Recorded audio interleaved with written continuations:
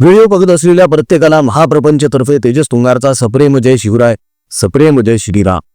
नव्याने व्हिडिओ बघत असलेल्या प्रत्येकाला एक विनंती आहे की सध्या तब्येत थोडी खालीवर झालेली आहे माझी. चेहऱ्याला थोडा मार लागलेला आहे एका ऍक्सिडेंटमुळे, मात्र प्रकृती झपाट्याने सुधरत आहे, त्यामुळे चिंता नसावी. आपलं सहकार्य, पाठिंबा, आशीर्वाद सोबत आहेत, त्यामुळे आम्हालाही कुठलीही काळजी नाही. तेव्हा मित्रांनो, आपण आपलं काम चालूच ठेवलेलं आहे, आपण कधीही बंद केलेलं नाहीये आणि चालूच राहणार आहे आपलं काम. आजचा विषय हा अत्यंत वेगळ्या धाटणीचा होऊ शकतो. म्हणजे बघा कसं आहे की उद्धव ठाकरे आणि राज ठाकरे हे मराठी करत, मराठी माणूस, मराठी अस्मिता असं म्हणत एकत्र आले. एकत्र आल्यानंतर एका मंचावर दोघांनी भाषणं केली. तेव्हा उद्धव ठाकरे बोलले होते, आम्ही एकत्र आलेलो आहोत ते एकत्र राहण्यासाठी आलेलो आहोत, कायम एकत्र राहायचं आहे म्हणून आम्ही एकत्र आलेलो आहोत. मात्र अजिबात अशी परिस्थिती नाहीये. काय घडलंय की महानगरपालिका मुंबईच्या निवडणुका झाल्या, त्यामध्ये शिवसेनेचा तर फायदा झाला, म्हणजे उवाटाचा फायदा झाला, पण राज ठाकरेंच्या मनसेचा तितकासा फायदा झालेला नाहीये. उलट नुकसानच जास्त झालेलं आहे. बघा, आधी 7 नगरसेवक होते यांचे, आता 6 आहे. बरं, ते 7च्या 7 सुद्धा यांनी पळवलेले होते. गेल्या वेळेस उद्धव ठाकरे यांनीच पळवले होते आणि यंदा सुद्धा तसा प्रयत्न उद्धव ठाकरे करू शकतात, 100% करू शकतात. त्याचं कारण आहे, हा माणूस विश्वास ठेवण्याच्या लायकीचा नाही. हे आमचे उद्गार नाहीत, तर हे उद्गार आहेत स्वतः दस्तूर खुद्द राजसाहेब ठाकरे यांचे.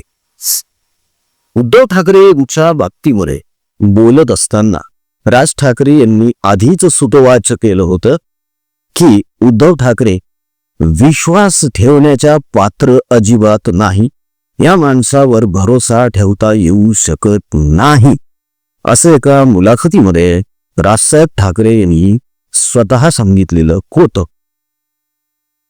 या दोघा भावांमध्ये 20 वर्ष वितुष्ट होतं आणि अचानक मुंबई महानगरपालिका निवडणुकीच्या तोंडावर या दोघांना जाणवलं की अरे नाही, आपण आता वितुष्ट संपवलं पाहिजे, एकत्र आलो पाहिजे मराठी माणसासाठी आणि मराठी अस्मितेसाठी. काय झालं पुढे?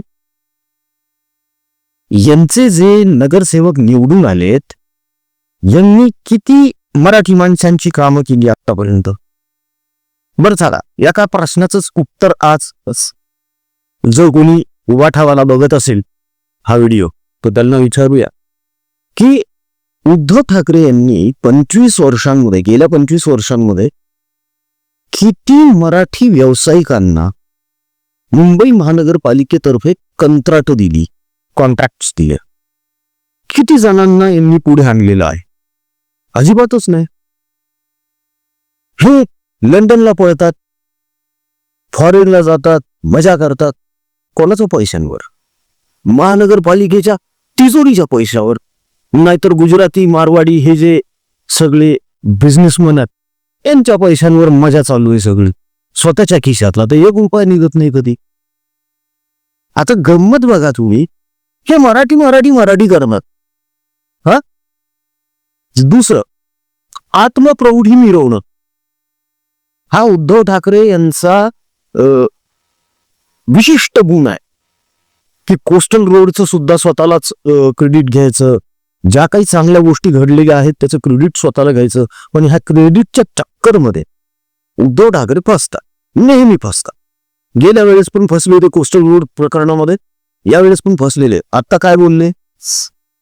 जेव्हा आम्ही सत्तेत होतो, म्हणजे मी मुख्यमंत्री होतो, तेव्हा आम्ही मुंबई महानगरपालिकेमध्ये अशी रुग्णालय बनवली, सरकारी रुग्णालय अशी बनवली की ती आंतरराष्ट्रीय दर्जाची आहेत. बर, ठीक, मान्य. मग जेव्हा तुमचे चिरंजीव तेजस ठाकरे आजारी पडले तेव्हा अंबानी हॉस्पिटलमध्ये त्यांना कशाला दाखल करण्यात आलं? का रिलायन्स ग्रुपकडे गेले? म्हणजे इकडे भाषण करत असताना मराठी करायचं, दोन व्यावसायिकांना देश विकण्यात येतोय अशी ओरड करायची आणि सगळ्या सेवा सुविधा त्यांच्याचकडून घ्यायच्या. कमाल आहे. राज ठाकरे यांच्याकडे सुद्धा अदानी येऊन गेलेले, स्नेहभोजन होतं त्यांच्याकडे. रोहित पवार तर ड्रायव्हरच होते अदानीचे. मग हे लोक कोणाला उल्लू बनवतात आणि लोक का उल्लू बनतात? नाही बनायचं. ढळढळीत दिसतंय डोळ्यांसमोर की हे लोक खोटं बोलतायत. काय यांच्या खोटारडेपणावर विश्वास ठेवायचा आपण? आता बघा गंमत काय आहे. राज ठाकरे जे बोलले ना की उद्धव ठाकरे हे विश्वास ठेवण्याच्या पात्र नाहीत, ते सत्यात उतरलं. कारण स्वीकृत नगरसेवक जेव्हा बनवायचे होते, आत्ता या 2-3 दिवसातलीच घटना ही, उद्धव ठाकरे यांच्या गटाला 3 स्वीकृत नगरसेवकांचं मिळालं की बनवा. राज ठाकरे यांच्या मनसेनं, कार्यकर्त्यांनी, पदाधिकाऱ्यांनी उबाठा सेनेकडे मागणी केली, विनंत्या केल्या की 3 भेटलेत ना, 2 तुम्ही ठेवा, 1 मनसेला द्या. आपण सोबत आहोत ना, आपण सोबत प्रचार केलेला आहे. नाही दिले. तिन्ही स्वतःकडेच ठेवले. नाही दिले. अक्षरशः तोंडाला पानं पुसी येत उबाठाने. यामुळे राज ठाकरे झाले नाराज. पण मग आता ही नाराजी घालवायची कशी बाबा? म्हणून मग काय केलं? मुंबई महानगरपालिकेच्या प्रभाग समितीचं अध्यक्षपद आम्ही तुम्हाला देतो अशी सेटलमेंट सुरू झाली. अर्थात हे सुद्धा राज ठाकरे यांच्यासाठी बोनसच आहे. जिथं काहीच मिळत नाहीये तिथं चला किमान एका समितीचं अध्यक्षपद तरी आपल्याकडे येतंय. हेही नसे थोडके असे म्हणून कदाचित राज ठाकरे यांनी आपली प्रतिक्रिया देण्यास नकार दिलेला आहे. दुसरीकडे संजय राऊत भुंकतच आहेत. त्यांच्या बोलण्याला तर कोणी लगाम लावू शकत नाही.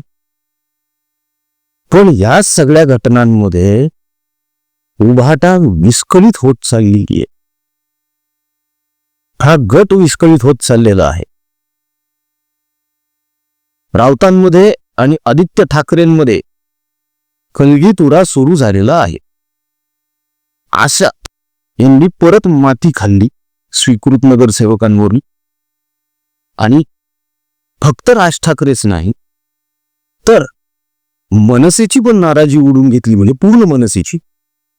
आणि महाराष्ट्रातले किंवा मुंबई महानगरपालिकेच्या अंडर जेवढे मतदार आहेत, ज्यांनी विश्वासाने यांना मतदान केलं, खास करून जे राजसाहेब ठाकरे यांच्या भाषणाने प्रेरित झालेले होते, त्यांची पण नाराजी उडून घेतली आहे.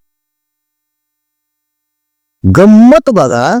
मराठी मराठी मराठी मराठी अस्मिता, मराठी हे, मराठी ते. यावेळी चुकाल तर संपाल असं काहीतरी घोषणा यांनी दिलेली होती. कोणी?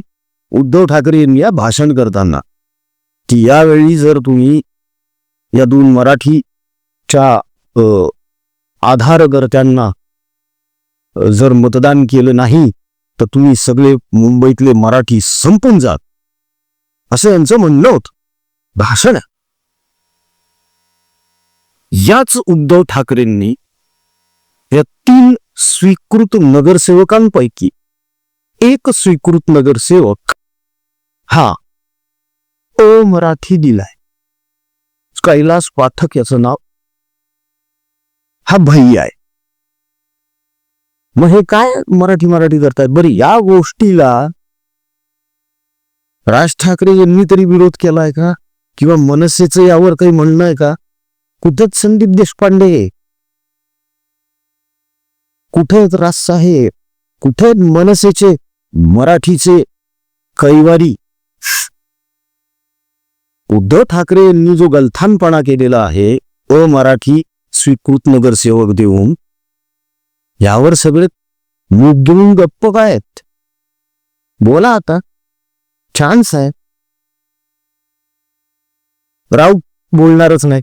बरं, उद्धव ठाकरे यांचं बघा गणित कसं आहे.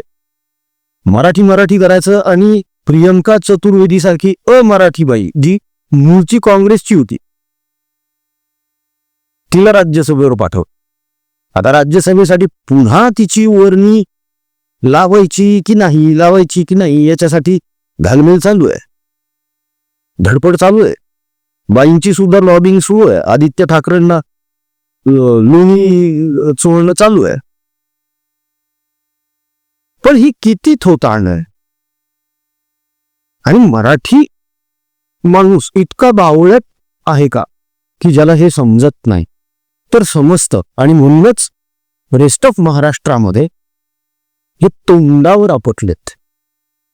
कारण यांचं ढोक, यांचं हे नाटक आता लोकांच्या लक्षात आलेलं, खास करून मराठी जनाच्या लक्षात आलेलं आहे. मित्रांनो, या बाबतीत आपलं काय मत आहे जाणून घ्यायला निश्चितच आम्ही उत्सुक आहोत. तेव्हा कमेंट्समध्ये भरभरून प्रतिसाद द्या. आपण त्यावर चर्चाही करू. वाटल्यास तर एखादा चांगला अजून एक नवीन व्हिडिओ त्यावर आपण बनवूया. त्यातही नेहमीसारखाच आपला सहभाग असू द्या. जाता जाता एक छोटीशी विनंती आहे.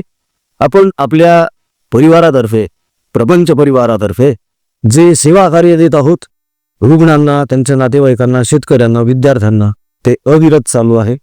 त्यामध्ये खंड नाही आणि ते शेवटच्या श्वासापर्यंत अखंडपणे सुरूच राहणार आहे.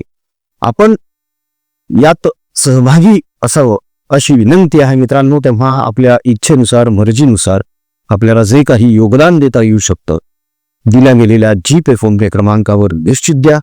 ट्रान्झॅक्शन केल्यानंतर त्याचा स्क्रीनशॉट व्हॉट्सअपवर नक्की टाका. कळकळीचं आवाहन आणि विनंती. पुन्हा भेटूया पुढच्या व्हिडिओमध्ये. जय हिंद, जय महाराष्ट्र, वंदे मातरम, जय श्रीराम.